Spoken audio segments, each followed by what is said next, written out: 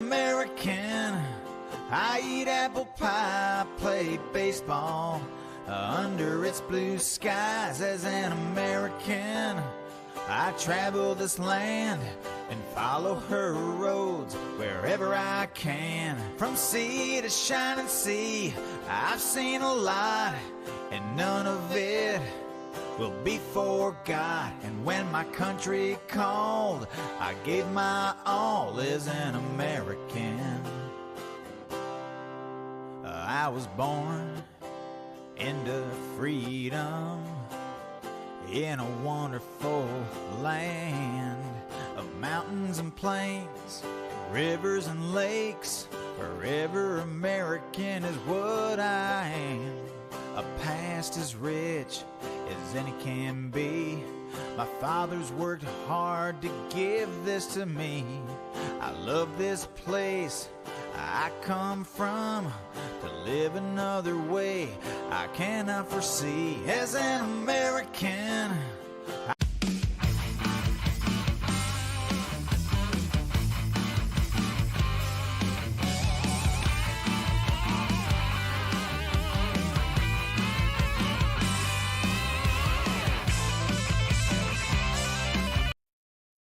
Hello, hello, hello. How you guys doing tonight? Welcome back. As of course I am live for a week. Craziness everywhere though. How you guys doing? Hi Richard, hi Tia, hi Nana, hi Linda, hi Teresa. Craziness though. Hopefully you guys can hear me all right. A lot happening though. Let's start with how the debt cost is beginning to bite, of course, as increased spending and entitlements and interest could snowball in the coming decades, as I've been talking about for a long time, putting pressure on Washington to act early and to rein in the annual deficit. But of course, at this point, what are you going to rein in? The interest rates are so high that people, of course, don't understand the national debt paying interest on its own debt should be alarm raising. That's more than half of the money the actual government takes in a year. So at this point, what are they going to do? Raise the taxes on us? Probably at this point. Be prepared. Hi, Debbie Martin. Hi, Tia. Hi, Matt. How you guys doing tonight? Hi, Rodney. Craziness, though. Watching, of course, as members of not only Capitol Hill, but the Wall Street at large, now looking back at these numbers and saying there's a problem. You know, nobody's seen the problem long ago like this should have been. Just craziness. But of course, that's just one thing we're heading into. It's crazy. Thanksgiving dinner for an average family is up to $61 just for the basics. That's crazy. The historically high prices that we have, of course, have been facing are drastic. I mean, the reason Thanksgiving dinner might be cheaper this year is because turkeys are cheaper. But you're getting turkeys now that have sores and blisters on them. And of course, people don't want to hear this before Thanksgiving. But that's what was being processed at plants around the country. Birds that were, I would say, inadequate for human consumption, but of course being pushed for human consumption anyways, at a cheaper rate, of course, making the overall meal price cheaper than last year. But the average goods prices are up 20%. Yet the government's trying to say that, or inflation's only 3.2%. How is that possible? Try to buy a bag of potatoes for the same price as last year, you're going to pay 20% more. And that's potatoes. That's a basic food crop. It's crazy. Having spaghetti? Yep, that's a good choice. Inflation is all-time low? Yeah. Inflation's an all-time low is a joke. Turkey prices are all-time low. Let's be honest, that's the price of Thanksgiving meals that went down. It's the price of a turkey. Not the rest of the prices, as celery, sweet potatoes, carrots, pumpkin pie mix, even shell or frozen peas and pies, cubed gravy or stuffing, dinner rolls, all having major price increases. Now, dairy is down and turkeys are down, which are great. I mean, 7 out of the 11 items that fell last year happen to be items that are dairy items or turkeys themselves. This is, I mean, truly disgusting, though. If you've seen the stuff that's being processed through these plants, it's devastating to know that those are what you're going to be feeding your families here in America. Yeah, you can calculate inflation and everything you want to do. The problem is our base inflation rate of 3.2% that they're claiming is inflation rates don't include common food costs like necessities, potatoes, starches, vegetables. Those are no longer included. They're isolating, of course, what they include in the inflation status to make the inflation numbers look better, which is scary. It's scary for everyone that, of course, has to pay those bills. And that's why Biden's poll standings are hitting an all time low, hitting new lows amid, of course, the war of Hamas and Israel right now. The young voters are breaking from Biden, helping give Trump a narrow lead that just keeps growing at this point. Joe Biden's approval numbers have declined to their lowest rate throughout his presidency at 40%. As a strong majority of all voters are disapproving his handling of foreign policy, along with national debt and tax issues here in the Americas. In the United States, the free country we live in, we're seeing true gains for Trump. And I have a feeling this is more than a planned position, as of course Trump leads in the polls and he gets elected. What happens if he gets elected and we're in the world war? And of course, we're in a war we can't win because Biden has got us into that and Democrats have got us into that in the first place. That would, of course, lead to epic problems as, of course, a Republican losing a world war for America pretty much mean no Republican will get elected for decades. War's coming.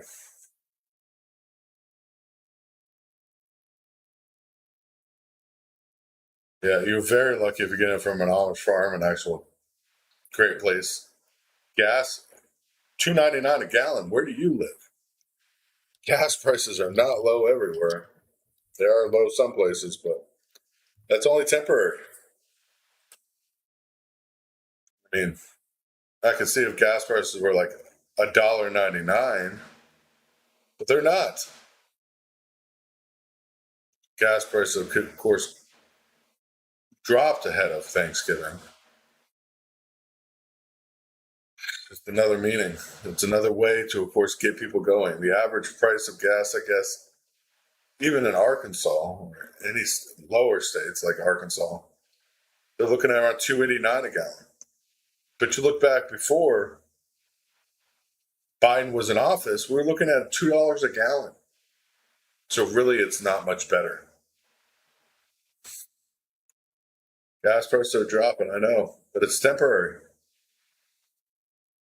It's temporary. Of course, the stuff in the Middle East is heating up. United Nations, of course, went in today and looked at the hospital, of course, that they freed from Hamas, supposedly. But of course, they're saying that inside of the Al Shifa hospital, it's desperate. It's a death zone after they visited the site. This is crazy. United Nations is describing the situation inside of the hospital, of course, that supposedly Israel has liberated as a death zone, a place to go to die. This is scary. Mass grave at the entrance of the hospital told more than 80 people were buried alive inside the rubble, of course, of the missile that never hit. The missile that never hit, 80 people got buried alive. That was just a rocket that accidentally misfired and took out a huge chunk of the hospital. Never hit it, though. It was just a rocket. It wasn't a missile. Don't look here. Look the other way. It's a joke at this point. You got people hijacking cargo ships in the Red Sea by Iran. Iran putting hypersonic missiles on the ready now with nuclear armaments, supposedly nuclear armaments. We don't know for sure yet. We know Russia has also placed hypersonic ballistic missiles with nuclear armaments in silos ready for launch. So the Avenger hypersonic glide vehicle have been loaded into ballistic missiles, and of course, into launch tubes at this point. So they are ready for launch in the silos of southern Russia as they were being loaded yesterday. This news, of course, of intercontinental ballistic missiles transported to launch silos, of course, in the bases in the southern region of Russia, has gradually raised upright before lowering to the shaft. If you watch the video, these missiles are being put in place with the hypersonic glide vehicles. The new intercontinental ballistic missiles are now officially being loaded into silos. I don't think anybody wants to realize what's happening, but stuff is moving quickly. War in Ukraine has vanished from the news.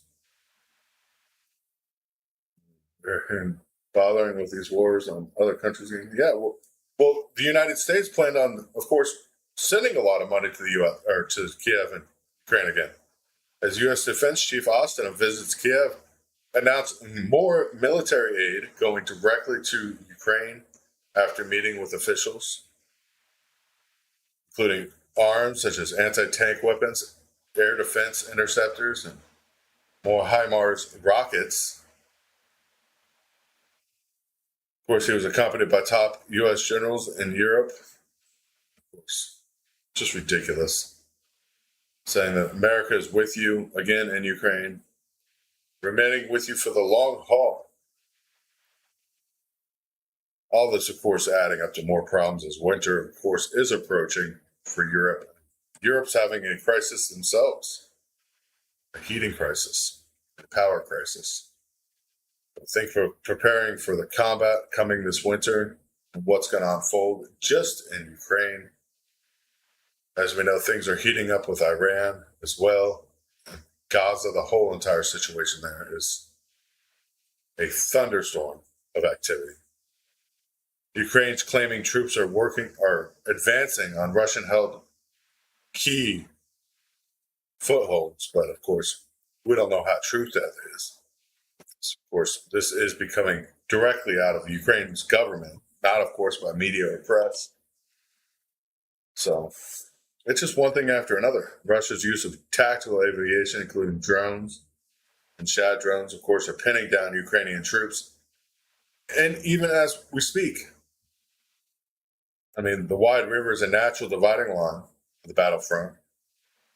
So, of course, watching this and saying that Ukraine has, of course, moved across the large river while Russian forces are regularly shelling communities on the Ukrainian side of the river, preventing Kiev soldiers from advancing towards Russia or annex Crimea at this point. I mean, just yesterday, air defense shot down supposedly 29 of 38 Shad drones launched against Ukraine. So the question is, how much of this is true that we're hearing out of Ukraine's government saying they're winning this war supposedly? Probably not much. I mean, we're hearing a lot of rhetoric from both sides. But the war on the home front is real. The war on American pockets is real. The money that, of course, Americans are spending is a lot less.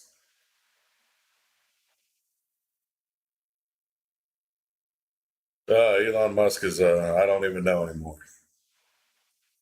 Yes, they did, Linda. And that's just the beginning. These protests are not going to go away anytime soon. These protests of pro-Israel, pro-Iran, or pro-militant groups, or pro-Palestinian, everything they can imagine. They're protesting, of course. And that's what America's become now. We've become a nation of protest. No action, no true action, no true changes of the government or the way the government works.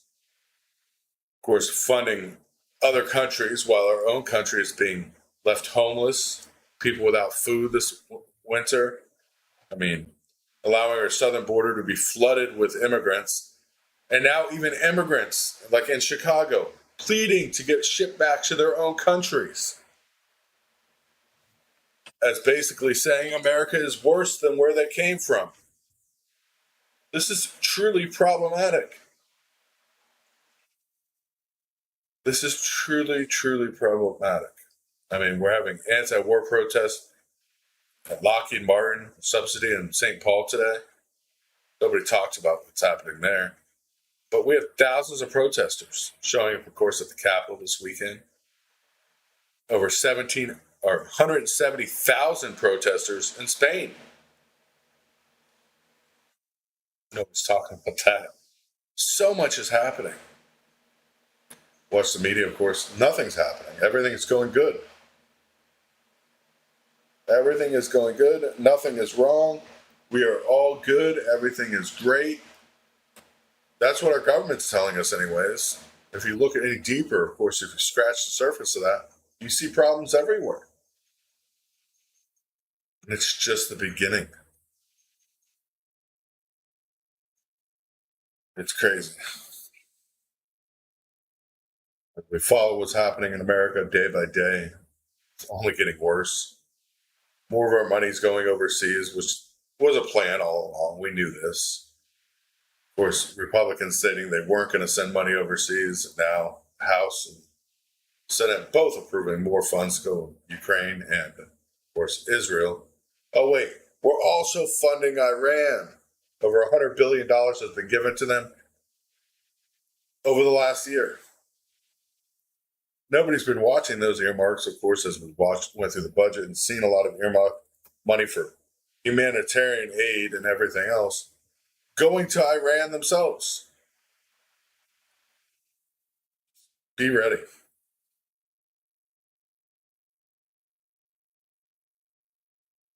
Stay away from big cities, stay away from high population centers at any rate. And I'm not talking from a terrorist attack. I'm talking from a true standpoint of civility. Civilians, when starving, whether you're good, bad, or ugly, you will do what you need to do to eat.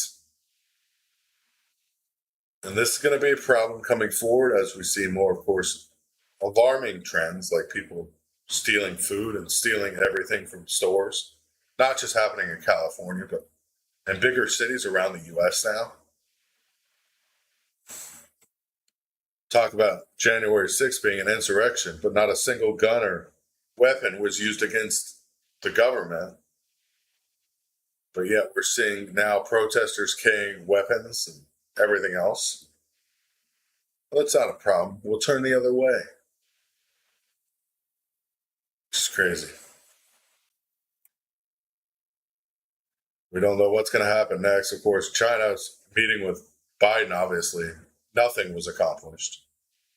China's reaffirming support for new nations joining BRICS as we speak. Pushing closer to the Philippines today. And just another event happening. Just another thing unfolding. But yet Biden supposedly made so much headway with China Wednesday of last week. Then why is China moving forward with their objectives directly against the United States? Is Biden just a pawn? Because that's what he's playing at now. It's a sad state. Just one thing after another unfolding as we, of course, watch every aspect. The Biden campaign's only attack on Trump now is trying to say it's going to mean more gun violence. They're grasping at straws. God bless you guys. God bless America. Yeah. Dems are banking on something they're not going to get a vote from at this point, as immigrants are seeing how shitty conditions are for them. So of course, money runs out. Thank you guys for tuning in tonight. Of course, I will be live tomorrow night again. Hopefully, I'll be more fluid. Of course, not being on for a couple days really messes you up. But God bless you guys. Till tomorrow, be safe, be sound, and be prepared. Good night.